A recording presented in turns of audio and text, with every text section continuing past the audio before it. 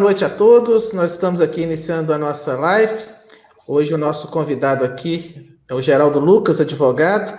É a primeira live que a gente faz compartilhada. Convidei o Geraldo para a gente estar batendo um papo aqui nessa noite de quarta-feira. E o tema que a gente vai conversar aqui com o Geraldo Lucas é a importância da formação profissional. Geraldo, que é advogado, formou recentemente, né? Já tem uma experiência grande aqui na região. E ele vai comentar com a gente. Conheço o Geraldo desde 2007, 2008, e a gente vai bater aqui um papo sobre a importância aí da formação profissional. Boa noite, Geraldo. Como você está? Boa noite, Sirley. Estou bem demais. Estava falando, nos conhecemos na primeira vez que você saiu a candidato. Me recordo que você tinha formado há pouco tempo na época, né? E tinha retornado a Oliveira e saiu a prefeito. Eu pude colaborar aí, ajudando a gerência da sua campanha. Foi mesmo, você foi um grande cabo eleitoral, depois a gente militou junto em outras jornadas na política também. Entrei no PT, né, na época, foi isso mesmo. Com o seu convite, entrei no PT, e fiquei no PT até recentemente, até pouco tempo atrás que eu me filiei em outro partido, lá em São Francisco de Paula, pelas questões eleitorais de lá. As questões eleitorais acabam mudando a gente também de rumo, né? Eu já não milito no PT há bem tempo, eu passei pelo PROS, pelo PSB, hoje estou no PDT, mas sempre as ideologias, ora mudam, mas sempre com a mesma convicção de fazer o melhor, de procurar o melhor para a sociedade, e você também, nessa nova jornada aí no MDB, tem certeza disso também. Sim. Com certeza. Geraldo, nós vamos conversar aqui, o nosso tema é a importância da formação profissional, mas antes da gente entrar bem na parte profissional, nós estávamos relembrando aí os tempos que a gente se conheceu, quando a gente conheceu em 2008, lembro que você também participava do teatro, de bandas de música. Como é que foi isso antes de você chegar a entrar no curso de Direito? Como é que foi a sua experiência no teatro e na música? Conta um pouquinho da sua trajetória para a gente.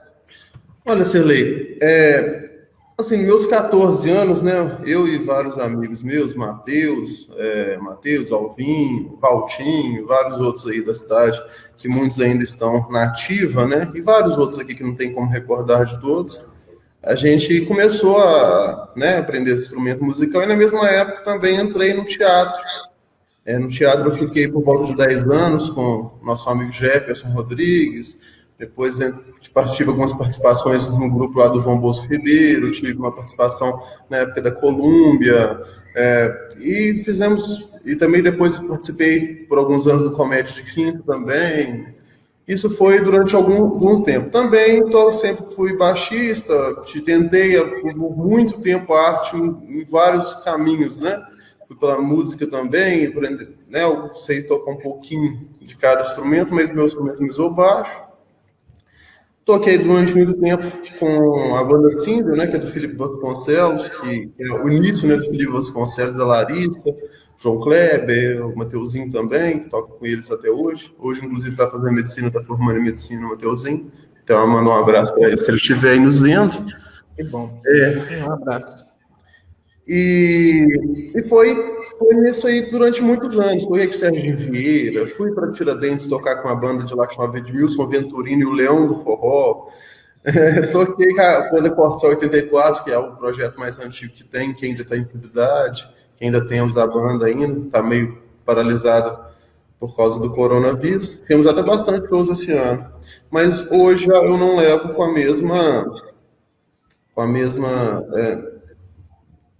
a ideia de profissional que eu tinha antes, né?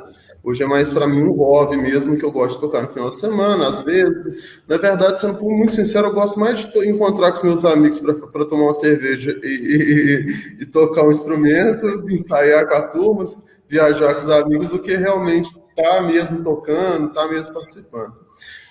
Eu lembro que em 2005 eu tive no meio dessa vida, eu tive com o doutor Carlos Eduardo Resch. Eu lembro que ele falou comigo, eu tinha 15 anos na época, em 2005, ele falou comigo que eu sempre tenho que... Você pode gostar muito da arte, pode gostar muito disso, mas você tem que ter um plano B na sua vida. Isso que eu ia te perguntar, Geraldo. Quando que você viu que não era para seguir caminho nem como no teatro, nem na música, né, como profissão, mas como hobby, como você falou, que você definiu, não, eu tenho que achar um plano B, ou achar uma nova profissão. Como que foi isso? Dá uma continuidade, por exemplo. Olha, 2009, 2010, eu já comecei a pensar nisso. Me lembro que mais ou menos uns 2 anos antes de eu entrar na faculdade, eu já comecei a pensar muito nisso de ter uma profissão caso tudo dê errado. E se tudo der errado? E aí, onde que eu vou estar, né? Como eu vou estar? E eu sempre achei legal a ideia do advogado, né? Por causa a gente vê em filme, o advogado falando, o advogado retrucando, né?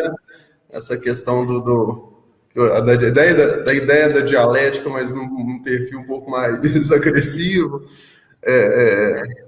E aí, em 2011 para 2012, ao concluir estudos meus que estavam um pouco atrasados, eu ingressei na FEOL, né? Fiz até o último vestibular do mês de janeiro, aquele último, faltando 4 dias para começar, porque eu não sabia se eu ia entrar, se eu não ia entrar. E comecei em 2012. E minha vida mudou totalmente quando eu entrei, porque eu achava, até então, de certa maneira, todos esses serviços burocráticos, esses trabalhos, né? Eu venho da ideia do rock, né? A ideia do rock eu acho um pouquinho careta demais, essa roupa que hoje eu ando. Não, mas eu lembro que naquele tempo você já gostava de filosofia. Eu lembro na minha campanha, você sempre falava de alguns pensadores, um time para filosofia, você falava muito. E a filosofia está ligada diretamente ao direito também, né, Geraldo? Sim, muito, muito. Hoje em dia, sai um pouco da linha do tempo para falar. Hoje eu faço aula até hoje de filosofia. Na Argentina eu conheci, fiquei muito amigo de um colega de classe meu chamado Gabriel Gomes. E o Gabriel, ele foi muito privilegiado na vida, que ele teve um pai professor de história e filosofia, e parece que o pai dele deve ser muito bom, porque o conhecimento que ele tem é de outro mundo totalmente, assim, não conheço ninguém que tenha o mesmo conhecimento que ele em filosofia e história. Então, eu estou tendo aulas com ele já faz alguns meses, até durante a pandemia mesmo, que eu estou tendo aula com ele, por este meio aqui que estamos conversando, né? Por videoconferência, já faz um tempo, impressionantemente. Mas retornando, eu sempre acho, inclusive, é uma dica que eu tenho para algum aluno de direito, se for falar, porque na faculdade de direito, principalmente quem faz faculdade nas ditas faculdades isoladas, né, que são faculdades com menos estrutura, faculdades pequenas como eu fiz, FEOL, Pitágoras de Vinópolis, Unifenas e outros, né, essas faculdades menores, vamos dizer. O menor não tem um campus igual de uma universidade, que eu estou falando. Essas faculdades costumam privilegiar mais a parte técnica. A parte técnica, a parte profissional. É de transformar num profissional, não transforma bem numa ideia do jurista.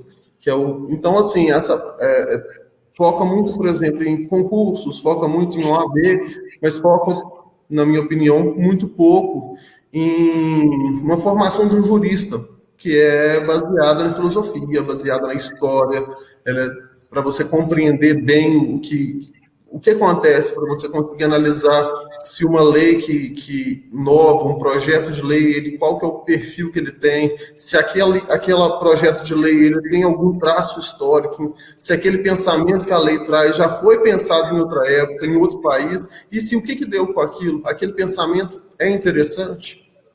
Aquele pensamento é interessante com esse viés filosófico da intenção da lei, qual que é a ideia, qual corrente que você...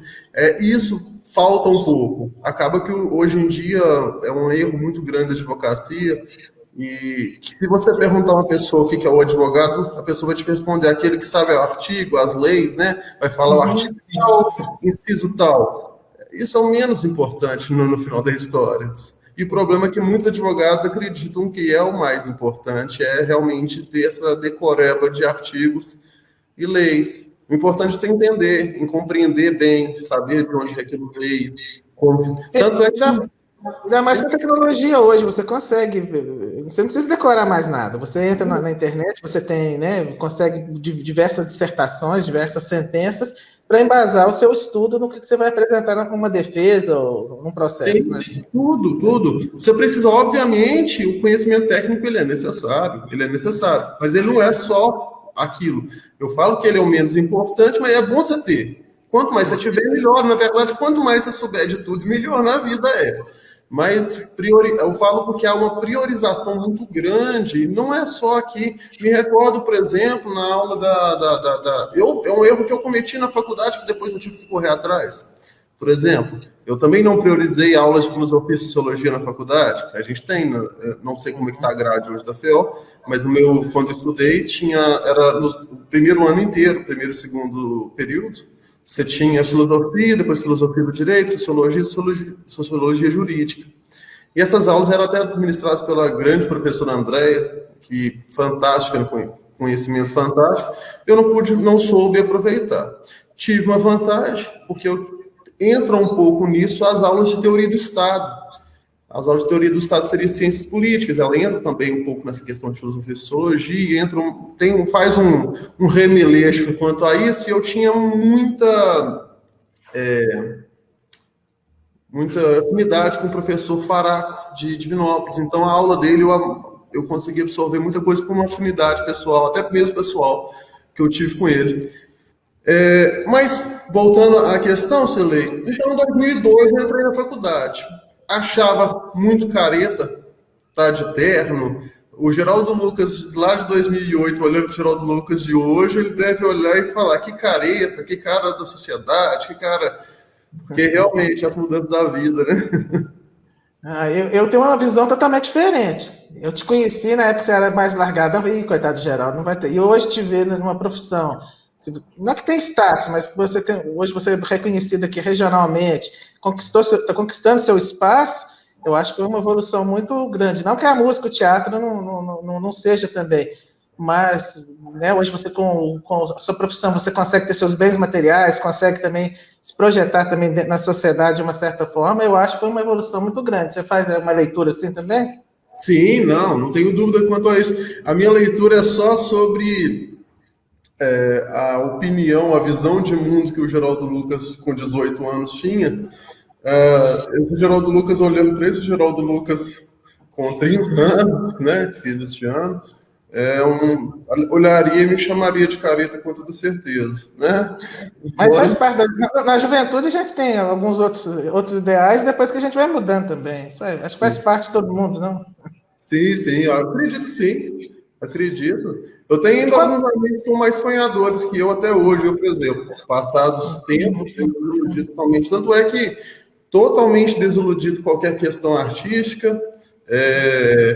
Doutor Cilei, eu fui esse mesmo médico que eu comentei agora mesmo, doutor Carlos Eduardo Resch, estive nele há pouco tempo atrás acompanhando uma outra pessoa, e eu comentei com ele que ele tinha comentado comigo em 2005, quando eu tinha 15 anos, que eu tinha que ter um plano B. E ele respondeu para mim, falou assim: não, que bom, porque agora eu que estou sofrendo, minha filha agora que inventou de tocar violão, então é um inferno isso. É o ciclo. Mas eu acho que é tudo uma junção, Geraldo. O que você fez também na música, no teatro, com certeza hoje ela te ajuda muito na sua questão profissional, como advogado. A questão da banda, você tem que enfrentar um público ali, como advogado, numa audiência você também tem plateia, tem outras pessoas. A questão do ator também como teatro, eu acho que isso tudo, você teve o início, te dá uma base hoje para você talvez ter um desenvolvimento muito melhor. O que você avalia assim? Não, eu também acredito nisso, acredito de verdade, que é uma situação nesse sentido mesmo. Principalmente em júri popular, que eu tive a oportunidade de fazer como advogado 2, eu participei de 3, que um terceiro eu participei com o Dr. Quaresma, participei como advogado também, mas participei no sentido de aprender mesmo.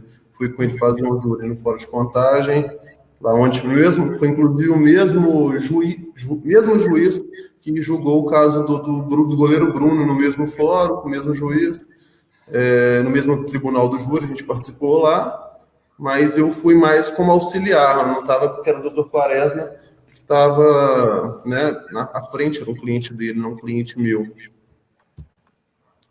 Entendi. E qual foram os seus maiores desafios aí durante o curso? O que você mais se destaca que foi o seu maior desafio, os maiores desafios durante o curso de Direito? Pô, inicialmente, dinheiro para pagar, né? O primeiro ano foi dinheiro para pagar. Aí, após isso, após o primeiro ano, eu consegui o FIES e é um agradecimento que eu tenho aí aos, não querendo entrar em questão de política, mas aos governos que propiciaram isso e foi tão importante para a minha formação que eu tenho um agradecimento pessoal muito grande quanto a isso.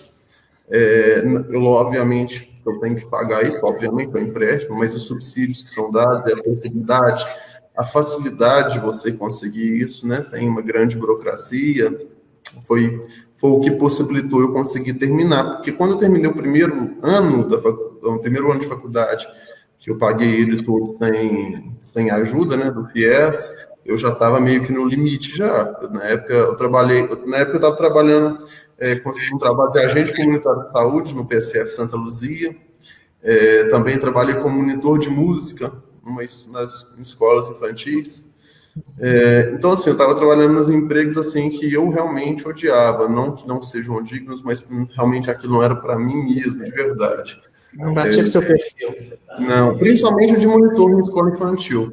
Eu não tenho essa paciência que eu vejo o pessoal ter com criança, então não é uma coisa comigo que... Na que tiver o primeiro filho, você vai mudar de opinião. Pode ser, é possível.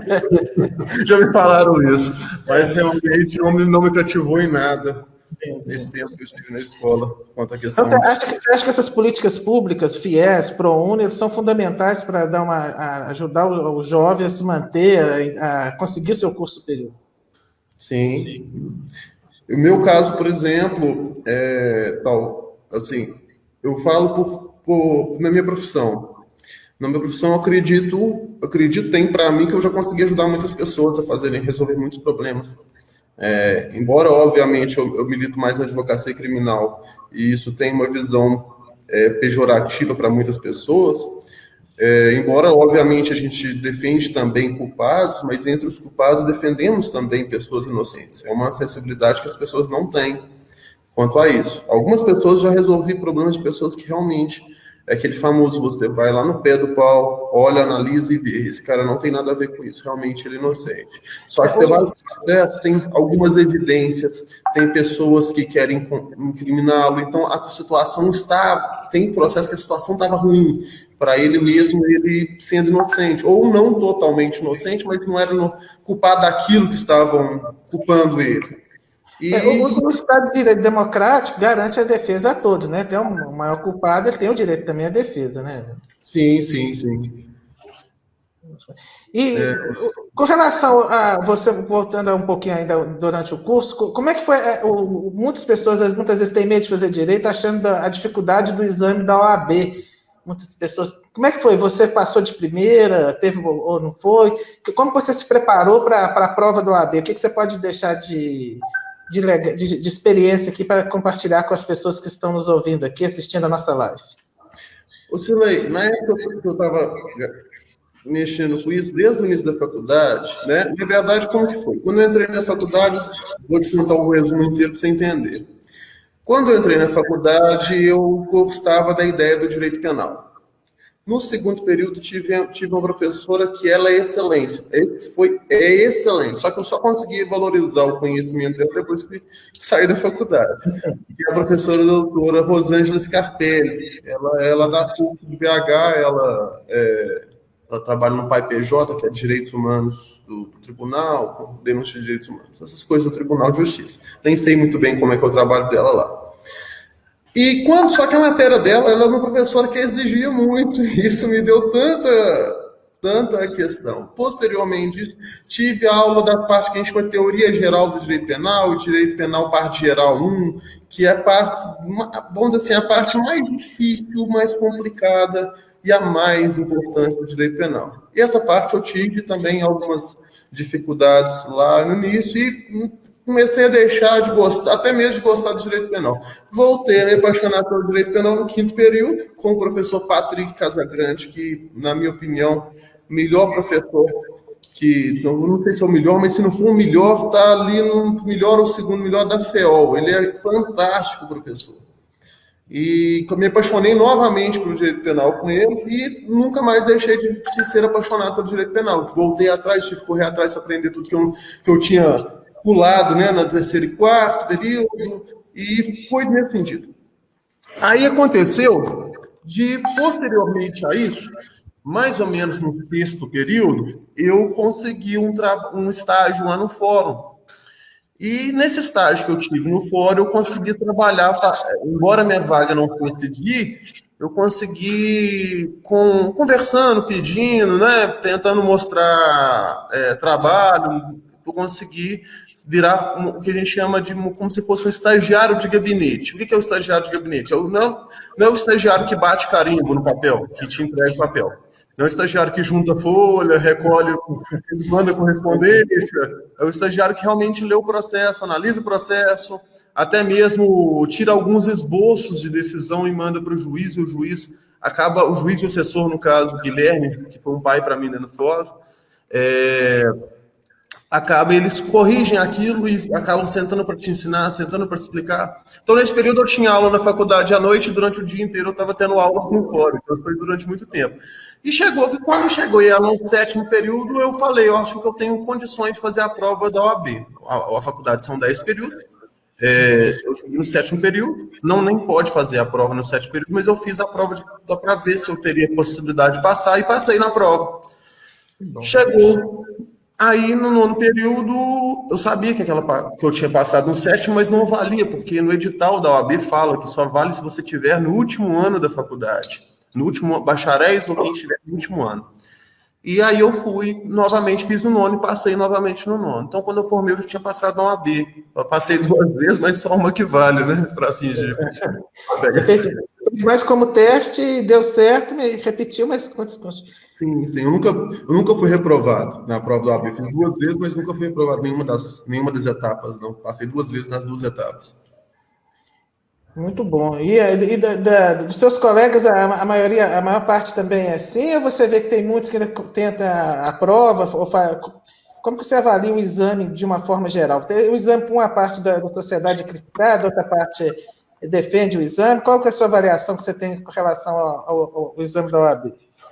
Olha, com muito respeito, não falando dos meus colegas de classe, do geral, né? Com muito respeito, precisa ter o exame. Precisa de verdade ter o exame. E, na minha opinião, o exame é muito fácil. Teria que ser mais difícil, porque eu observo no mercado de profissionais que trabalham em áreas que realmente não tem noção do que está fazendo, é gritante. E então, eu acredito que inclusive, essa prova deveria ser um pouco mais difícil do que é. Não é para questão de segurar mercado, obviamente favorece os advogados se dificultar a prova, obviamente, mas os que você observa.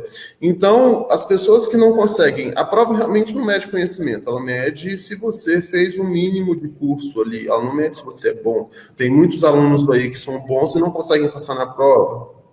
Faz parte da vida. Se você não consegue ficar sossegado na hora de fazer a prova da autoescola, não tem como o Estado te dar uma habilitação, não é verdade? Mas não significa que se você tem a carteira, você sabe dirigir bem também. A vida é cheia de provas, né? A prova para você entrar numa faculdade federal também, ela não mede se você sabe. Provavelmente tem pessoas que não passaram e são melhores do que as pessoas que passaram. Acontece isso em todo lugar. A prova da OAB não é diferente. Como toda prova, nenhuma é 100% justa, né, em muitos pontos. Agora, o que você tinha perguntado? Me desculpe. Essa mesmo, qual era a sua visão que você tinha do exame? E uma dica, o que para os alunos que estão fazendo o curso de Direito, o que eles devem se preparar, como deve ser essa preparação para o exame? O que eles devem levar a isso?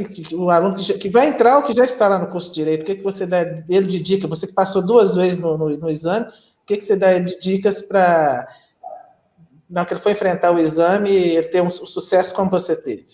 Para começar, não frequentar o bar da faculdade durante o curso. É a primeira dica que eu dou.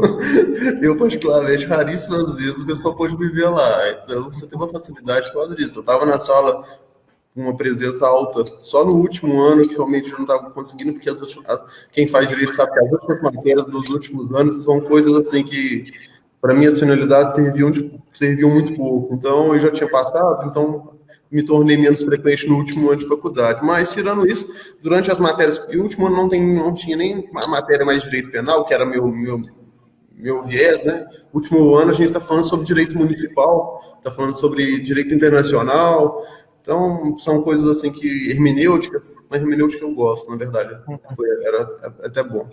Mas uma dica que eu dou para o aluno é, desde o mais cedo possível, tentar definir qual que é a matéria dele, qual que é a área dele, qual que é a praia dele dentro do direito. E realmente estudar aquilo. Eu me lembro, Cirlei, quando eu entrei na faculdade, e essa teve duas frases, eu acho, motivacionais que eu colocava na minha cabeça no momento do sofrimento. Eu tentava me fingir que eu acreditava naquilo para poder ver se eu conseguia, se não fosse, continuar. Eu sei que pode parecer frase de coach, né? Mas eu tentava colocar aquilo na cabeça como se aquilo fosse realmente. Eu me cegava propositalmente naquilo para não desistir, porque foi muito desgastante, muitos anos de faculdade, né?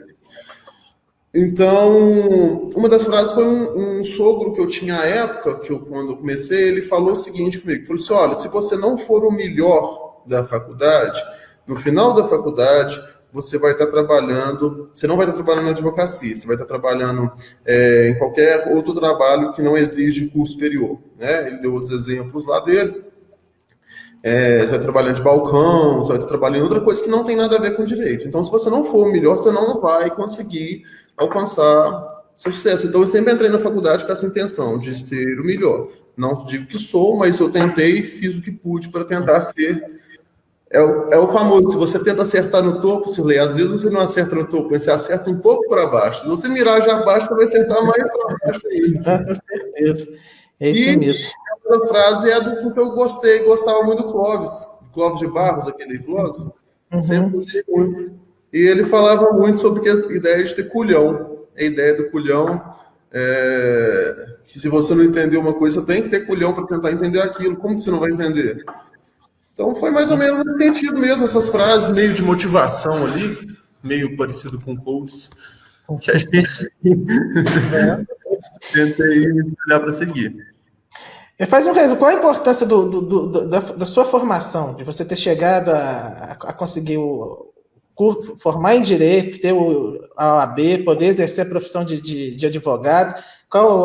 Resume para nós qual é essa importância na sua vida hoje? Olha, é minha profissão, né? Meu ganha-pão. Hoje eu tenho uma vida bem mais tranquila, né? Que historicamente, familiarmente já tivemos. E isso tudo a questão do direito, né? O direito me trouxe isso.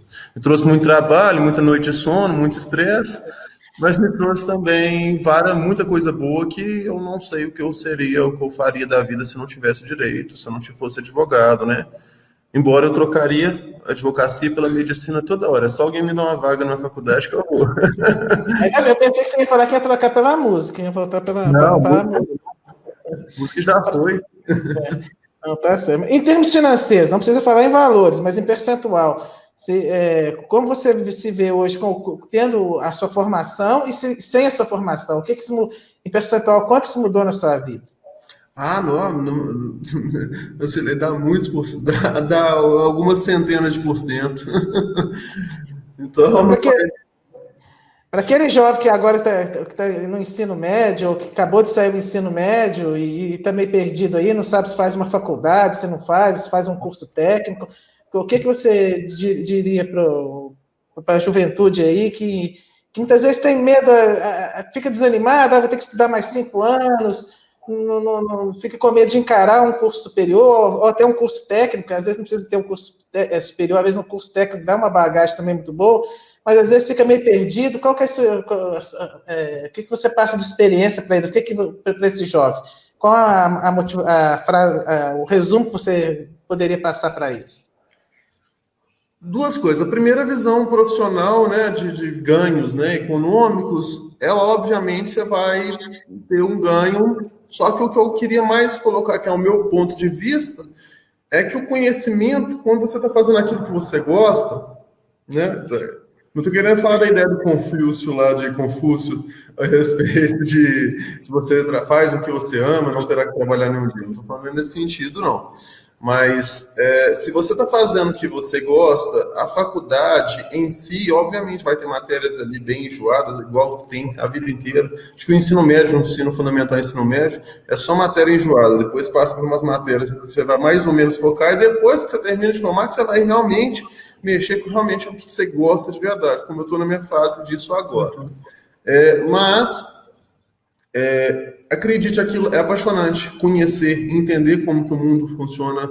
Isso não parece no início, mas se você entrar com esse pensamento de não, se você entra na faculdade pensando que você vai arrumar amigo na faculdade para sair para tomar uma cerveja, ou se você vai entrar na faculdade para você ir para o bar em frente à faculdade, assim, de certa maneira, você não vai nunca se apaixonar pelo conhecimento. Realmente, talvez você nunca vai se apaixonar. Agora, se você entra na faculdade com a intenção de aprender, que eu quero conhecer, eu quero saber, eu quero ser isso, colocar como metas de vida que eu quero ser, mas para eu ser, eu tenho que saber, então você vai ter bons resultados. Eu não sei se eu sou o melhor exemplo para isso, mas eu hoje me sinto muito realizado com isso, com a questão de conhecimento de onde eu saí, onde eu estou. E, como você sabe, eu não terminei meus estudos ainda, eu acho que vou demorar muitos anos ainda para terminar meus estudos, ainda que eu não terminei. Essa é a segunda parte que eu até gostaria de conversar aqui um pouquinho com você sobre isso. Você formou, você está atuando como advogado regionalmente, já é bastante conhecido aqui, reconhecido pela sociedade na nossa região, mas você mesmo depois de concluir o curso, você deu prosseguimento aos seus estudos, né? Conte para a gente um pouquinho a sua formação, o que você tem feito, como que isso aconteceu. Então, no início do nono período, eu tinha já passado na OAB. Então, eu falei, eu preciso de arrumar mais alguma coisa para estudar, porque eu só estou com a faculdade, né? Também fazendo estágio no fórum. Então, eu entrei numa pós-graduação EAD em processo penal. E terminei, eu formei na especialidade, fiz a especialidade junto com o último período. Eu terminei a graduação e a pós-graduação praticamente juntos, diferença salvo engano de um mês. Quando eu terminei a pós-graduação nessa EAD, uma pós-graduação lato sensu, em processo penal, eu procurei a PUC, Minas, que estava com o edital aberto, e estava com o edital aberto de mestrado, uma coisa chamada disciplina isolada de mestrado em Direito Penal. E comecei a ir para a PUC toda quarta-feira, salvo engano, de 5 a 9 da noite, uma coisa assim. Isso durou o ano 2017 todo.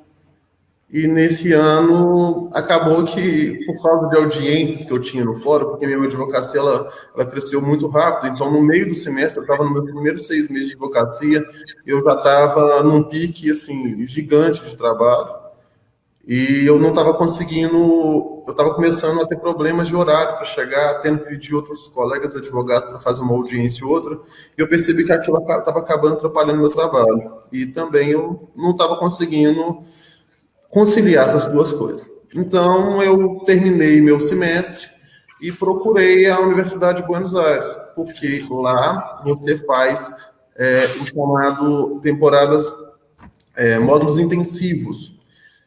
A diferença do módulo da PUC é que eu ia na PUC e fazia 3 ou 4 horas de estudo por semana. Em Buenos Aires eu vou e fico lá 20 dias direto, estudando de 8 da manhã às 8 da noite. Eu fico lá 20 dias, termino de estudar, volto para o Brasil, trabalho com toda a paz do mundo. Só faço trabalho para entregar. E de tempo em tempo eu vou, fico lá 20 dias, faço mais um módulo. Então, terminando 4 módulos, eu termino a primeira fase do doutorado, que eu estou terminando essa primeira fase agora. Se as fronteiras e a pandemia até janeiro autorizarem, janeiro eu devo estar lá para terminar essa primeira fase, que é a fase de aula. Aí eu não tenho mais aulas. O que vai ter depois é a elaboração, né, e o desenvolvimento da tese. A gente já tem uma ideia aí de pré-projeto, um pré-projeto interessante, bem técnico, não acho que não é bem o momento de falar daqui, que é de um autor chamado Garofalo. Eu quero falar fazer uma comparação sobre o que o Garofalo falava com as decisões da jurisprudência do Brasil e jurisprudência da Argentina, com base no Garofalo. Mas não quero. Não é um momento técnico para falar sobre isso.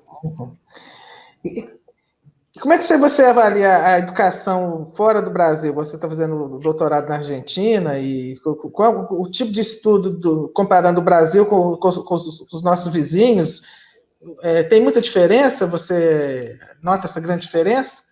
Conversando até com os outros colegas seus lá do curso, o que você avalia? Olha, eu acho que tem muito a ver. Eu tenho muitos outros brasileiros também lá. Dependendo do módulo que eu já fiz lá, a minha sala tinha metade da minha sala era brasileiros. Dependendo da sala, dependendo do módulo. Os módulos, a gente fala módulos iniciais, tem muitos brasileiros.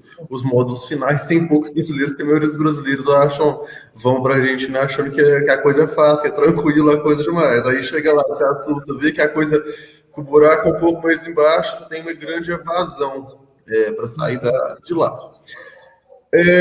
A diferença que eu vejo muito é quanto à questão de pensamento. No Brasil, eu falo sempre para os argentinos, amigos, outros equatorianos que eu tenho amizade, chilenos, que o Brasil ele tem uma visão fechada de mundo.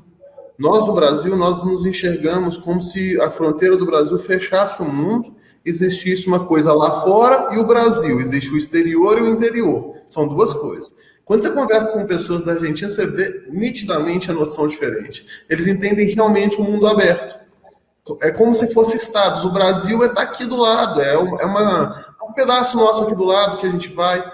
Aqui no Brasil, você não vê pessoal comentando sobre legislação de outros países lá de toda hora. Há poucos dias eu estava fazendo aula com o Gabriel, fui questionar uma coisa com ele me comentou uma coisa da legislação da Guatemala, que foi uma coisa que eu nunca pensei, que Guatemala tinha lei lá, não sabe, nunca tinha parado a pensar que existia o direito à Guatemala.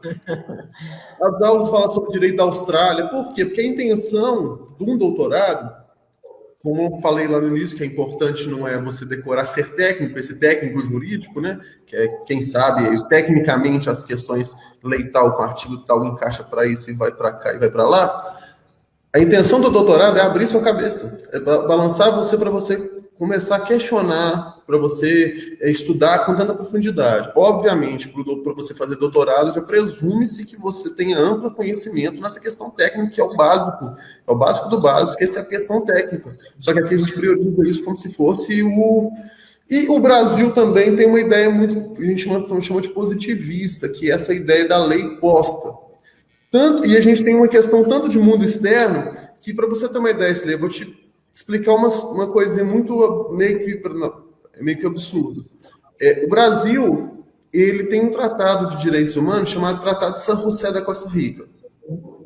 O Tratado de San José, ele no Brasil, segundo o Supremo Tribunal Federal, ele tem status constitucional, ou seja, ele vale o mesmo que a Constituição da República. Ele tem o mesmo valor, dentro das hierarquias, a gente chama hierarquia das normas, ele tem o mesmo status, ou seja, é uma norma constitucional. Algumas pessoas citam ele e falam até mesmo sobre inconstitucionalidade quando é ele. Tecnicamente errado, mas já dá para a gente ter uma noção do que ele é. Aqui no Brasil, eu não adianto questionar com nenhum juiz por pedir direito de Tratado de San José da Costa Rica. O juiz, boa parte, creio que nem conhece muito bem o tratado, tem um certo desdém. E você vai nos outros países, o tratado é meio que... Nossa senhora, o que está no tratado tem uma importância de não poder desrespeitar. Obviamente há desrespeito em todos os lugares, mas tem uma questão de ser uma coisa muito importante. No Brasil, a gente acha que a nossa lei aqui... No Brasil, na verdade, a gente acha que nós somos meio que privilegiados no mundo em tudo, né? Então, o povo brasileiro acredita que nós somos o país mais rico do mundo, que a gente é só preocupado por causa de corrupção. O brasileiro, ele acredita que aqui nós somos o polo da ciência, tanto é que eu conheço, tem uma professora, ou seja, eu vou te contar um negócio. Tem uma professora lá na Unifenas, em Campo Belo, que ela é formada, ela tem um mestrado na Espanha. E ela está tendo problemas para revalidar isso. O Brasil não aceitava o diploma dela da Espanha. Aí você fica pensando, por que horas d'água o Brasil se acha tão superior ao conhecimento do mundo? Por que a medicina do Brasil, nós trazemos aqui no hospital nosso aqui, está cheio de médicos formados em outros países da América Latina, e nós temos aquela dificuldade de reconhecer eles como médicos. Por quê? Porque nós somos a cereja do bolo do mundo. Tem esse pensamento no Brasil, que é a questão do interno e do externo que eu estava falando com você. Aqui a gente é muito corporativista, podemos dizer assim. Eu acho que é uma ideia nacionalista meio burra nesse ponto. Falando que o nacionalismo é burro, mas nesse ponto eu acho que chega a ser burro. Exemplo que eu te falo, nós temos com mais de 100, eu creio que quase 100 médicos só de Oliveira, que estavam em Oliveira, que terminaram agora o seu curso agora no mês de junho e não estão conseguindo revalidar por causa de uma prova. Eles têm que fazer o revalida, é um punhado de burocracias, né? O revalida nem existe mais, na verdade, eles não fazem a prova de revalidação há não sei quantos anos. Aí eles ficaram aqui um ano estudando, estão com todas as provas passadas, faltava uma prova, não pode aplicar essa prova por causa da pandemia. Aí eles estão tentando entrar na justiça para ver se a justiça dá o CRM para eles, porque falta só uma prova final. Enquanto isso faltando profissional, né? Nós muitas vezes a gente tem que buscar profissional de fora, quer dizer, teve aquela questão dos médicos cubanos e tudo, e muitas vezes usa aqui querendo atuar e não podendo, porque o curso foi feito lá fora, umas meio contradições, né? Tem demais. Mas o que se aprende, eu aprendi muito, é um sentimento que me orgulho muito, quando que eu aprendi isso na Argentina, é o sentimento, falo latino-americano, que é um sentimento de não pertencimento somente ao Brasil, sim, de quebrar, na minha cabeça, tentar quebrar ao máximo esse muro que tem lá na fronteira do Brasil com os países da América Latina, para conseguir enxergar eles como se fôssemos um só povo, como se fôssemos realmente... Você vai na Argentina, eles conhecem Toquinho no Brasil, eles conhecem todas as músicas que acontecem no Brasil. Um questionamento que eu faço até para você, Silei, porque eu te mostro. Você conhece algum cantor ou banda da Argentina, por exemplo? Muito pouco. Mal sei do Maradona. Eu não conheço nenhuma, não conhecia até ir lá. E é uma verdade, a gente acha que nós, sabe, nós não nos importamos com a cultura de ninguém da América Latina, nós damos as costas por esse pessoal lá. E lá tem uma visão tão mais ampla, na minha opinião, que eu tive. Como é que é a recepção de um brasileiro lá? Você tá fazendo... Porque eu creio que você faz o curso, mas você visita, viaja por lá. Como é que é a recepção com os brasileiros, com os estrangeiros que visitam os países aqui da América do Sul? Somos bem recebidos ou não? Como que é a sua visão que você vê? Olha, acredito que tem muitas pessoas que já foram lá e provavelmente cada um tem opinião pessoal como né, pelos locais que foi e tudo mais. A mim foi super tranquilo, fiz amizades lá, mesmo fora da faculdade eu tenho amigos lá, o Dário, o Rodrigo, o Walter Zafala, tem uns 3 ou 4 amigos lá que são fora da faculdade, que não tem nada a ver com direito, que foi muito fácil. Homens na Argentina são muito simpáticos. Os homens que eu falo no sentido que são muito receptivos, são muito bacanas. As mulheres na Argentina, por uma questão, parece, de machismo estrutural que existe na Argentina, as mulheres são muito fechadas a estrangeiros, principalmente brasileiros. Uma amiga que eu fiz, chama Catarine, que ela mora lá, ela fala que eles gostam muito de chamuchar, que é ficar puxando papo, pedindo informação na rua, perguntando a horas, aí a menina para da hora e ele começa a perguntar, de onde você é e tal. E para isso, cria-se uma cultura assim, de bloqueio total. Mulher não para na rua para te dar tempo, não para te dar informação. Mulher não é meio que mais seco quanto a isso. Agora, homens lá, você pode perguntar que na mesma hora que eles veem que você é brasileiro, eles fazem piada, eles brincam de futebol. É muito bacana, assim, de verdade. E principalmente quando eu falei que eu era torcedor do Cruzeiro, o que mais tem lá é torcedor do Boca. E na época, eu tava naquele jogo que o Dedé tinha acertado o maxilar o Dedé tinha quebrado o maxilar do goleiro do Boca Juniors. Então, quando eu falava que eu era torcedor do Cruzeiro, eles falavam, Dedé assassino, Dedé assassino. Coisas do tipo. Muito bacanas todos. Minha opinião, minha impressão a respeito de lá. E em geral do país, o Brasil é um dos países mais desigual do mundo. E da Argentina, tem mais uma igualdade, já é mais homogêneo, ou também tem muita desigualdade social? Assim, tem muita desigualdade, muito morador de rua, inclusive. No inverno lá chega a fazer menos 2 graus no centro da cidade de Buenos Aires. E assim, você vai andando nas ruas, tá com muito mendigo na rua, muito, uma quantidade que nós que vivemos aqui no interior, nós não temos esse costume de ver isso, não. Muito morador de rua. E a faculdade, não sei se o pessoal, quem conhece a Argentina, que está nos assistindo, conhece Buenos Aires, provavelmente conhece a faculdade. Talvez essa pessoa não saiba que ali onde a faculdade fica na Avenida Figueiredo Alcorta. Atrás da faculdade, em sentido mar, né? O mar, Rio del Plata, que eles falam lá, existe uma favela, que é a maior favela da Argentina. E a faculdade fica no bairro da Recoleta, que é o bairro mais caro de Buenos Aires. E é uma questão de mais ou menos 1 quilômetro entre a Recoleta e a maior favela da Argentina. E o professor Ricardo Rabinovich, que é o coordenador lá, ele contou uma história no primeiro dia que a gente chegou na faculdade, que eu achei assim, me apaixonei imediatamente com a faculdade, com aquele pensamento que ele falou de imediato. Ele falou o seguinte: vocês no Brasil, estávamos um grupo de brasileiros na sala, e lá a sala de estar da faculdade, ela é toda de vidro em todas as laterais, no fundo dela. Falou, vocês no Brasil têm uma história da cegonha, trazer as crianças, não tem? Temos.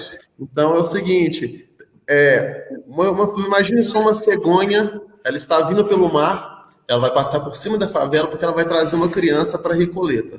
Se ela chegar tudo bem, o menino vai ser rico para o resto da vida e ele tem que ser muito idiota para não se dar bem na vida. Agora, se a cegonha, no meio quando passar pela favela, se cansar e a criança descer na favela, vai ser um desgraçado por toda a sua vida e terá que fazer muito mais do que muita gente para poder ter um mínimo de dignidade na vida social. E ele falou, isso é a maior desgraça que existe na América Latina, é a desigualdade social, é a maior desgraça. E não existe, e essa faculdade de ciências sociais não existe, não deveria existir, perderia toda a sua essência se a gente tirar isso de ideia, que a nossa maior luta é um dia nós conseguirmos, dentro das ciências sociais, descobrirmos um meio de a gente conseguir apaziguar essa situação e diminuir a desigualdade social. Acredito hoje que já temos muitas possíveis soluções. Não existe interesse político em diminuição da desigualdade social. E o índice de violência da Argentina é parecido com o do Brasil? Ou mesmo tendo essa desigualdade, o índice é menor, é maior? Como é que você tem alguma informação? Muito menor. O pessoal de Buenos Aires, eles falam que lá é violento, todo mundo se pergunta de lá, eles vão falar que é muito violento. Aí você pergunta por quê? Porque pode passar uma pessoa, pegar sua carteira e sair correndo. Lá eles não têm muita preocupação com assalto à mão armada, alguém botar uma arma na sua cabeça, por exemplo. Os crimes patrimoniais que eles mais se preocupam lá é os furtos. Alguém se deixar um celular em cima da mesa, alguém passar correndo e sair correndo, sair correndo. Eles não têm muita essa preocupação. Você anda 1h da manhã na rua, você vê mulheres andando sozinhas numa rua deserta, totalmente despreocupado, totalmente dentro do possível, totalmente tranquilo, coisa que você não vê em grandes capitais aqui no Brasil de jeito nenhum, né? Coisas assim. E você vê que é questão cultural ou a questão até da lei mesmo? Você que é advogado, tudo, como é que você vê a lei brasileira e a lei da Argentina, dos nossos países vizinhos? Aqui nós temos uma emaranhada de leis que uma conflita com a outra, no nosso país vizinho eu não sei como funciona, mas essa questão aí, como é que você avalia a questão das leis dos nossos países vizinhos e também com essa questão da violência, falta legislação ou é questão mais cultural mesmo? Silêncio, são duas perguntas. A primeira, quanto à da Argentina, eu acredito que não tem nada a ver com a lei, porque a lei da Argentina ela é quase igual à do Brasil em quase tudo. O texto é diferente, mas a coisa é igual. As penas são muito parecidas dos crimes. Então, não vejo isso. A questão lá é uma questão mais cultural mesmo. É um país menos violento, talvez. É um país que investe muito em educação. Você conversa com todo argentino já leu vários livros durante a vida aqui. Muitas pessoas não leram nenhum livro na vida. Eu não falo pessoas pobres de favela, eu falo muitas pessoas do seio social, que têm profissões. Muitas pessoas, eu chego a dizer que existem muitas pessoas com curso superior no Brasil que nunca leram um livro. É verdade. Pessoas que simplesmente liam uma apostilazinha, outra apostilazinha que o professor dava na sala. Lia o trechozinho e cair na prova para poder passar. E aqui no Brasil é muito comum isso. Na Argentina não é nada comum. Lá tu é muito fã de leitura. O professor Rabinovich falou: olha, vocês têm que aprender a falar espanhol para vocês escreverem e alguém ler vocês. Porque o que escreve em português no mundo ninguém lê. Tem que escrever em espanhol. Porque os países de língua espanhola leem. E são populacionalmente muito maiores que os leitores de língua portuguesa, mesmo se você considerar Portugal, que seria uma leitura boa, mas é um país pequeno, e Espanha até maior, salvo engano, que Portugal, com mais população, maior população. E essa situação, eu acho uma questão... A Argentina já passou por experiências muito próximas do Brasil, teve crises políticas, crises econômicas, né? Mas parece que é um povo também que cobra muito também, muitas vezes até mais, né? A gente já viu muitos movimentos sociais e políticos na Argentina. Então, tudo pode ter vindo com essa questão de uma educação de base maior, né, Geraldo? Sim, a Argentina já teve, salvo engano, foi 5 ditaduras no último século. 5 ditaduras, com períodos. Algumas, salvo engano, eles chamam da década de 40 ou 50, que foi de Perón, como ditadura, embora ele foi eleito presidente. Como seria o Getúlio Vargas, né, que teve a época ditatorial e teve a época em que ele foi eleito, né, posteriormente. Acho que é uma comparação interessante do Perón. Mas teve ditaduras na junta militar na década de 70, com aquela borrada de ter declarado guerra à Inglaterra por causa das Malvinas, né, Ilhas Falkland, segundo os ingleses, Malvinas segundo os argentinos. Mas se você pegar o argentino comum, ele tem muito mais. Eu vi várias vezes, enquanto eu estava lá, manifestações. Tem, salvo engano, até no meu Facebook deve ter umas fotos de manifestações que eu vi lá por causa de transporte, por causa... A Argentina, o único problema que a Argentina tem, realmente, se você for analisar, é a inflação. A inflação de lá não é uma coisa assim que é agressivo demais ao trabalhador. Hoje em dia, um trabalhador na Argentina ganha na média de 12 a 13 no mínimo. Um trabalhador, vamos dizer assim, aquele que seria o mais assalariado, ele ganha na Argentina na faixa de 12 a 13 mil pesos por mês. 12 a 13 mil pesos por mês equivaleria aqui a 550, 600 reais. Esse mesmo 12, 13 mil, um ano atrás, quando eu fui na Argentina, equivaleria a R$1.000. E 2 anos atrás, quando eu fui na Argentina, seria mais ou menos R$1.500, R$1.600. A inflação comeu o salário de uma pessoa em 2 anos, como se ela ganhasse R$1.500 a R$600 em 2 anos. Esse, pelo menos, foi uma coisa boa que o Brasil conseguiu acabar, né? Antes de 94, antes do Plano Real, a questão aqui inflacionária também era bem parecida com o que você citou aí. Não sei se era do seu tempo, acredito que não, você ainda nem era criança, nem se lembra disso, mas a inflação aqui chegou a quase 100% ao mês, mais de 1.000% ao ano. Era uma coisa que você não tinha nem como planejar. Você acabava de receber o seu salário e você tinha que comprar, porque se você fosse no outro dia, você já perdia poder de compra antes do real. Isso, pelo menos, foi uma conquista dentro da democracia. Nós não precisávamos, não teve ter ditadura, nem censura, nada. A gente, isso foi uma coisa que a democracia conseguiu resolver, que pelo menos foi a questão inflacionária. Ainda tem muitos desafios pelo Brasil ainda, mas de ponto positivo, eu acho que esse foi um que a democracia trouxe da redemocratização para frente, de 86 para frente. Sim. Inclusive, Silei, eu estava lendo hoje uma coisa que é da sua área, se eu puder te perguntar, eu acho que seria um tema interessante. Quanto à questão de poder de compra, quanto custa um país? Estava lendo que o Brasil arrecada $4.000 por ano por habitante, para gastos, né, de arrecadação, em todas as esferas, né? $4.000 por habitante. E, por exemplo, eu acho que a Suécia arrecada quase $20.000 por habitante. E aí faz um paradoxo, que embora percentualmente paguemos muitos impostos, percentualmente um dos piores do mundo, no resultado, no que entra no bolso mesmo do Estado, acaba sendo pouco dinheiro. E ainda nós sofremos ainda com corrupção, que segundo parece que isso acaba com 41 bilhões por ano, que é a estimativa, né, de desvio, e quase 300 bilhões também de sonegação. Isso te perguntar, agora vou virar a entrevista. O que você pensa disso? Eu acho, Ela, que a gente aqui paga ainda bastante impostos, muito, só que a gente aqui, infelizmente, aqui a gente é tributado muitas vezes 2 vezes. Se você quer um sistema, às vezes, de educação, você tem a educação pública, mas quem tem condição acaba tendo que ir para particular. Porque o gerenciamento, não é que tá, às vezes, não é até o dinheiro que o Estado passa, mas o gerenciamento é muito mal feito. Às vezes o mesmo professor que milita lá na escola pública é o mesmo da escola particular, mas devido a métodos e ensinamentos, a escola privada muitas vezes supera a pública. Isso estou falando do ensino médio, do ensino fundamental. Não nos cursos superiores, que os cursos superiores a gente costuma ter a questão pública não sobressair, mas pelo menos se igualar à privada, né? No SUS, é a mesma coisa. Né? Muitas pessoas têm um plano de saúde e tem o SUS, que é um direito de todo cidadão, mas ele tem que pagar uma parte pelo SUS.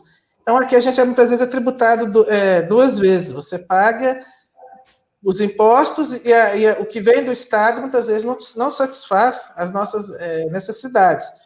Eu acho que tem a questão da corrupção e tem também muita questão do gerenciamento, é muita burocracia. O dinheiro muitas vezes é concentrado no governo federal e nos municípios onde deveria chegar, ele não chega. E até o recurso de sair de Brasília, chegar até ao cidadão, ele vai se desviando e vai se perdendo por aí. Então, a gente vê muitas vezes falta de gerenciamento. Né? Ontem mesmo a Câmara começou a aprovar o Fundeb, né, que vai ser uma grande conquista, vai melhorar um pouco a questão dos recursos, mas não vai bastar só os recursos. Se não tiver gerenciamento, se não tiver administrações comprometidas com a aplicação desse recurso, não adianta muitas vezes você colocar só o recurso, só o dinheiro. Então, nós ainda temos que aprender muito nessa questão do gerenciamento. E aí vem a questão da formação, da educação, é uma série de questões que a gente vai tem que se desenvolver para o Brasil conseguir, talvez, melhorar, diminuir um pouco essa desigualdade social tão grande que a gente tem. Assim, uma visão geral do que eu acho. Mas você acha que mesmo com essa baixa arrecadação, que eu falei do número na faixa de $4.000 por pessoa, até a própria Argentina ter quebrado parece que tem arrecadação maior que o Brasil, pelo que eu estava lendo, não vi quanto que era, mas você acha que mesmo com essa baixa arrecadação, a gente tem como a gente resolver isso sem melhorar o PIB em anos? Nós temos que ter, de fato, o crescimento econômico para você poder também distribuir riqueza. Se você não adianta não ter um crescimento, como você vai distribuir riqueza? Não tem. O estudo, eu não me preparei aqui para... Eu não tenho a visão aqui dos dados para a gente poder estar analisando. Mas... mesmo que esse pouco, nós já fazemos muito, porque o SUS, nós temos uma visão, muitas coisas também a gente tem uma visão negativa das coisas. Nós temos uma visão, às vezes, ruim do SUS, mas querendo ou não, nessa pandemia, quando a pessoa passou mal, para onde que ele recorre? Ele tem que chamar o SAMU pelo SUS, muito pouco pelo sistema privado, né? Então, muitas vezes a gente também tem essa mal visão do que é feito no público. Então, eu acho que precisa gerenciar melhor os recursos. Há maneiras de você gerenciar melhor, mesmo se a gente arrecada abaixo do que esses outros países, como você citou, mas se nós tivéssemos um gerenciamento melhor desses recursos, poderia fazer muito mais pelo Brasil. Você vê o tanto de obras públicas no Brasil que começa e não tem finalidade. É um escândalo. Então, eu acho que começou uma obra pública, ela deveria ser concluída antes de começar outra naquele mesmo setor. E não é, porque muitas vezes para a empreiteira ganhar licitação, aí vem vários outros fatores. Mas o Brasil gasta muito, muito mal em certo gerenciamento desse, mesmo sendo menor do que desses outros, assim, na minha visão, em alguns setores. Não vou dizer todos os setores para não generalizar, mas em alguns setores a gente gasta muito mal, mesmo sendo baixo. Entendi. Eu tô ouvindo aqui, porque enquanto você tá falando comigo, que meus amigos estão fazendo piadas comigo, que eu tô coçando muito o nariz aqui, por isso que eu dei uma risada, você me desculpe. A ver se tá de corona, hein? Não. O papo aqui tá bom, já várias pessoas já nos cumprimentaram aqui pelas redes sociais, meu amigo Deivinho era para o Davidson, né? Eu já convidei ele para a gente participar aqui também de uma live no futuro, para o Davi se formou em administração lá na FEOL, e já trabalhou em vários estabelecimentos bancários. Eu queria depois bater um papo com ele no futuro aí, Estou só esperando a gente acabar de acertar aqui. E outros amigos, vários aí nos cumprimentando aí, parabenizando pela live, Geraldo. Eu acho que nesse momento de isolamento social, a gente poder levar um pouquinho desse conhecimento da gente, nessa interatividade, é muito importante para fazer a abertura das pessoas, ter uma visão também, né, das profissões, do que cada um pensa sobre o mundo que a gente vive, né? Sim, agora meu professor Gabriel, que eu te falei, agora mesmo que meu professor de filosofia da Argentina também está online, mandou também falando que está me vendo. Mandou um abraço para ele. Ele estava fazendo uma live com o pessoal lá de Foz do Iguaçu mais cedo, terminou e entrou aqui, me mandou falando que já estava aqui. Pois é, nós já estamos quase 1 hora já de live, Geraldo. E aqui, se a gente for, a gente fica até meia-noite, viu? Para a gente ir já para os finais, Geraldo, eu gostaria da gente entrar no atual momento, nessa questão da pandemia hoje. Como é que está funcionando o judiciário, o seu escritório? Teve queda de clientes? Na sua vida também, seu rendimento teve queda com a pandemia ou não? Na área de direito não afetou tanto? Como é que você faz uma avaliação desse momento de pandemia que a gente está passando hoje, na questão, na área profissional aí do direito, que é a que você milita e atua? Olha, quanto ao como está o judiciário, está uma bagunça. Ninguém sabe o que está valendo, o que está valendo. Na verdade, na prática está sendo isso. Obviamente tem regramentos específicos para algumas coisas que eu vou te passar. Os regramentos estão acontecendo. Todos os processos, em via de regra, todos os processos estão com prazo suspenso. E não está correndo, não está tendo nada. A via de regra é essa. Ocorre processo com réus presos e processo de urgência. O que é urgência? Eu preciso da pensão alimentícia, porque senão meu filho vai passar fome. Isso é urgente. Eu preciso de uma autorização para fazer uma cirurgia. Eu preciso que o Estado pague um remédio que eu preciso tomar, senão eu morro. Eu preciso que o Estado pague minha cirurgia. Isso é tudo coisa urgente. Isso aí tudo está funcionando normalmente. Só se procura seu advogado vai entrar com a ação e o juiz vai julgar. Inclusive, está até mais rápido, essas questões urgentes estão aqui em Minas Gerais, aqui em Oliveira, está até mais rápido do que eu normalmente estava. Provavelmente porque está muito menos trabalho, né? Então acaba que está sendo bem mais rápido. Quanto para a minha questão olha, quando abriu lá para 16 e 7 de março, quando começou o corona, né? Chegou o corona por perto de nós aqui no escritório decidimos, junto com vários outros colegas, fecharmos o escritório. Eu fiquei 40 dias sem trabalhar, realmente, de março até abril, eu fiquei 40 dias em casa. Chegou um ponto que não tinha muito jeito. Eu estava ligando para a Polícia Federal, para a Justiça Federal em Divinópolis um dia, tentando resolver o negócio da minha casa e sem poder ir lá, e eu não tinha como, o negócio foi complicado, eu morrendo de medo de ir em Divinópolis, porque Divinópolis na minha cabeça estava igualzinho a cena do The Walking Dead, cheio de zumbi no meio da cidade, sabe? Na minha cabeça meio paranoia com doença. Eu tenho asma também, então isso piorou muito a situação. Então, depois disso, eu reabri o escritório. Só que aqui no nosso escritório aqui fizemos um acordo entre nós advogados que trabalhamos aqui, que nós estamos fazendo revezamento de horário. Então, eu trabalho em home office 3 dias por semana e trabalho 2 dias no escritório. Todos aqui são assim, e a gente acaba não se encontrando por causa dos horários que a gente fez na escala. Com isso, inicialmente, porque eu parei de trabalhar, obviamente houve uma queda de clientes e tudo mais, mas depois que eu voltei, tá normal, não estou tendo prejuízo, questão de cliente, para mim está praticamente normal mesmo. Não está sendo meses ruins, não. Economicamente não está sendo meses ruins, mas teve essa questão de março, que foi muito ruim, porque março realmente não trabalhei, né? Março, abril, até final de abril, se não me engano, voltei a trabalhar no final de abril e início de maio. Fiquei quase 1 mês e 10 dias sem trabalhar. E você acredita que quando voltar à normalidade vai ter muitos processos parados, que vai ter que acelerar ou não? A tecnologia hoje também está ajudando muita coisa a resolver à distância. Como é que você avalia? O que vai ficar de exemplo dessa pandemia que vai poder acelerar talvez os processos, o jeito de trabalhar, a forma de trabalhar pós-pandemia? Como é que você avalia na questão do direito? Assim, Lei, na minha área, que é o criminal, eu estou sendo muito cético com isso, sabe? Muito cético, porque inicialmente o Tribunal de Justiça, NJ, veio cheio de boas intenções, vamos colocar todo mundo sem risco. Eu, por exemplo, tenho um processo em Campo Belo, tenho uma audiência na sexta-feira, eu pedi cópia do processo, porque eu fui em Campo Belo, para buscar o processo. Acabaram que o processo falaram que iam me enviar posteriormente. Eu falei, olha, eu sou de grupo de risco, eu estou tentando evitar e tal. Não, doutor, não tem problema não. Como é isso, para o senhor não precisar vir aqui, eu vou te mandar o processo. Me mandaram o processo realmente em PDF. Me mandou. Aí hoje eu descubro que o processo veio sem o CD. Se eu tivesse ido lá pessoalmente, eu tinha um CD com depoimento de uma vítima que eu precisava ter acesso. Entendeu? Então, assim, o pessoal também não analisa, não faz a coisa retinha, certinha. Aí acaba que o não ir presencialmente acaba atrapalhando.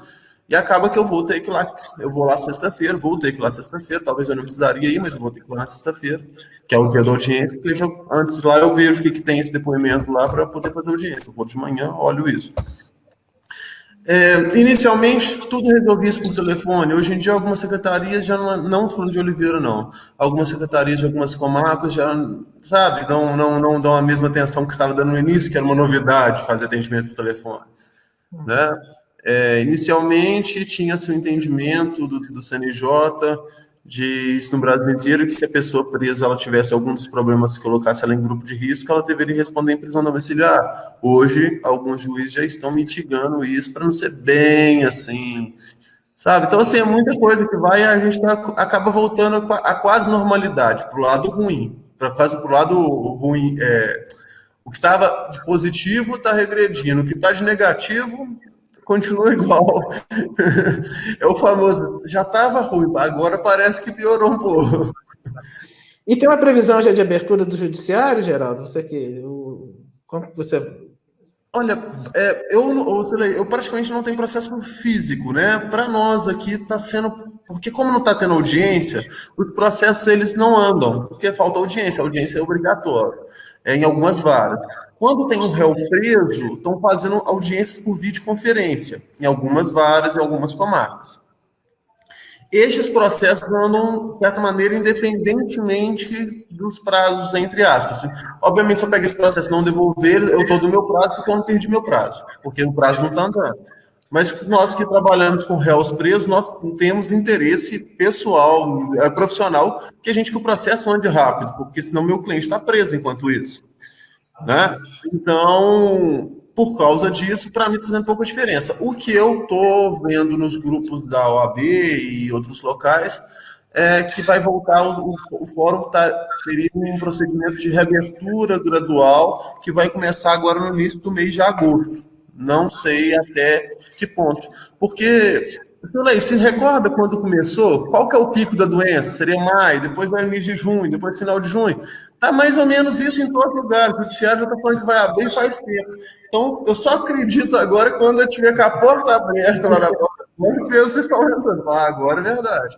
Essas previsões que vai voltar, que vai fazer, eu duvido. No Brasil, no mundo das divindades judiciais, né, que é os juízes que vieram do céu e estão ao lado de Deus Pai, duvido que o Tribunal de Justiça vai colocar os juízes em qualquer possibilidade de perigo de contrair isso. A vida do preso lá embaixo, segundo o Justiça, não vale muita coisa, não, mas a vida do juiz é quase um deus, né? Aí eu não sei. Não vai criticar o Judiciário, não, né? O STF, não, né? Sidney, nós temos a questão nossa nós criticamos a promotora para o juiz e criticamos o juiz para o desembargador. É o nosso trabalho, o nosso papel do advogado é isso. Para finalizar, que nós falando do STF, nós estávamos falando da Argentina, nos países vizinhos também, o sistema constitucional do direito é igual aqui no Brasil, até o Supremo, tem alguma diferença? Como é que a sociedade lá vê o judiciário e como a sociedade brasileira vê o judiciário?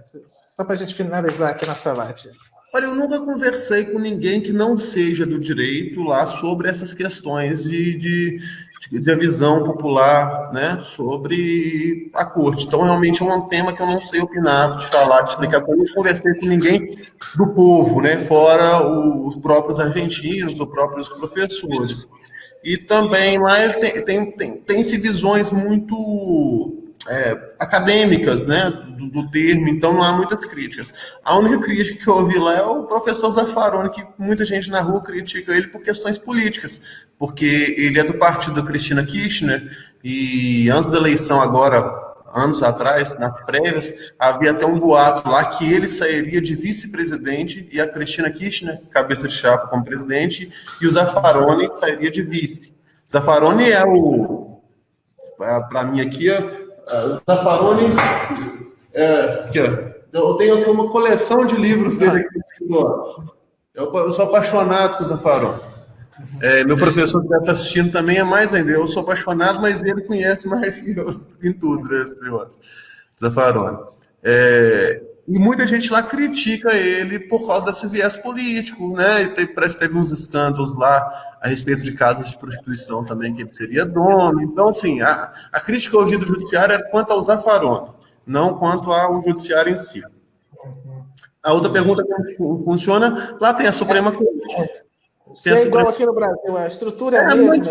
Mais ou menos é muito parecido. Eu, salvo engano, seu Lei, não tem essa corte, não tem uma diferenciação, porque aqui no Brasil nós temos o Tribunal de Justiça, o Fórum, né, da comarca Vara Criminal, depois disso nós temos o Tribunal de Justiça, que seria uma segunda instância, e depois disso, muitas pessoas pensam que é STJ e depois da STJ é STF, né? Quando na verdade é um V. Você vai recorrer para o STJ por questões legais. Se você acha que há uma tese legal. Se você for uma questão constitucional, você vai para o STF. Você não precisa passar pelo STJ para você ir para o STF, entendeu? A maioria dos casos. Obviamente, habeas corpus não é assim, mas... Entendeu como é que funciona a questão? Então, assim, existe, na verdade, seria quase 3 mesmo, entendeu? 3 níveis três níveis. E a indicação lá, no caso do STF também, viria da política, viria do presidente. Que a maior crítica que a gente vê aqui é porque fala que o ministro tal foi indicado por A, outro por B, que aquele vai defender partido A, vai defender partido B. Eu tenho muitas vezes levado a essa crítica maior ao STF hoje, assim, na minha visão. Sim, né? Quase certeza que na Argentina também é assim, mas tem um lugar que eu sei que é assim, que é os Estados Unidos. Os Estados Unidos também é indicado pelo presidente. E na Suprema Corte Americana. Na Argentina, quase certeza, porque o próprio Zaffaroni, ele era juiz antes, eu sei que ele era juiz, mas ele foi um juiz que apoiou a ditadura militar na década de 70 para 80. Então, como ele apoiou, eu acredito que seja com esse pulinho na política ali que ele entrou na Suprema Corte. Hoje ele não é mais a Suprema Corte, hoje ele é juiz da Corte Interamericana de Direitos Humanos. Entendi. Geraldo, acho que nós estamos com 1h10. Eu vou deixar as palavras finais. Gostaria que você passasse uma mensagem para os jovens que quer se ingressar no curso de Direito ou numa outra profissão, você finalizasse aí, e deixar as palavras finais aí com você. Se você quiser citar onde o seu escritório, fique à vontade aí para a gente finalizar a nossa live aí. Eu não posso fazer isso não, por questão de ética de advocacia. Eu não sabia que tinha isso. A gente tem vedação de se insinuar como advogado, tem vedação quanto a divulgar esse telefone, contatos, não pode fazer isso, infelizmente. Mas aqui, Cirlei, quanto aluno, quem quer entrar no direito, minha dica é não frequente os bares da faculdade. A minha maior dica fique na sala, que mesmo com o professor enrolando, mesmo com o professor atrasado, mesmo com coisas do tipo acontecendo, é o melhor que você pode fazer, porque alguma coisa você vai pegar ali e você vai perder se você estiver no bar, e você vai criar uma cultura de não estudar para poder ficar no bar. E isso é péssimo. E depois não adianta ficar reclamando que a OAB é difícil, porque não é. Mas para quem fica no boteco é, porque vai cair uma questão que você nunca viu mesmo, porque você não estava na sala para estudar. Então, e outra dica que eu dou é, desde cedo, encontre a sua área, né? E desde cedo, tenta encontrar qual é a área que você vai seguir no direito pro resto da vida. Se você conversar com qualquer professor meu na faculdade, todos eles vão falar que a vida inteira eu falava que eu queria mexer com direito penal. Então, eu sempre estudei direito penal a vida inteira na faculdade. Então, hoje eu consigo ter um pouco mais de... dentre os alunos que formaram comigo, eu tive um pouco mais de relevância profissional, né? Minha carreira teve uma relevância profissional mais rápida, não estou falando que outros não vão ter, provavelmente outros aí vai passar para juiz de direito, eu estou aqui falando bobagem. Mas eu estou falando que, de boom, né? O escritório que eu fiquei mais conhecido da minha sala, muito por causa, talvez, eu ter escolhido desde cedo qual que é a minha qual que é a minha praia, qual que é a sua onda, pisado firme, pisado fundo nesse sentido. A dica que eu dou para as pessoas é isso, nesse sentido.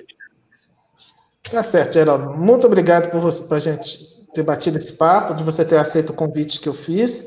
Eu quero fazer futuramente mais lives, né, conversando com as pessoas. E você, no futuro, a gente pode também estar conversando sobre novos temas aí que for surgindo. Te agradeço a disponibilidade de ter dedicado a essa mais de 1 hora para a gente estar conversando aqui, levando informação para as pessoas, coisas relevantes para a nossa sociedade. Com todo prazer, Silei. O prazer foi totalmente meu. Eu ainda vejo você como meu candidato a prefeito lá, que eu era o cabo eleitoral desde 2008, né? Um amigo antigo aí de 12 anos que a gente já nos conhecemos. Agradeço muito o convite e a gente está aí para o que precisar. Tá bom? Forte abraço, manda um abraço para sua mãe, para sua namorada que eu não a conheço. Um forte abraço para todos aí. E vamos seguindo em frente aí, que Deus proteja todos nós. Não, tá bom. Zilei, muito obrigado. Boa noite para você e boa noite para todo mundo que está nos assistindo aí. Nos deu o prazer de estar nos assistindo. Então, uma boa noite a todos que nos acompanharam. Foram quase 1h15 de live. Em breve a gente está fazendo novos temas aí para todos aí, com qualidade e informação, o que a gente propõe aqui. Um forte abraço a todos. Um abraço.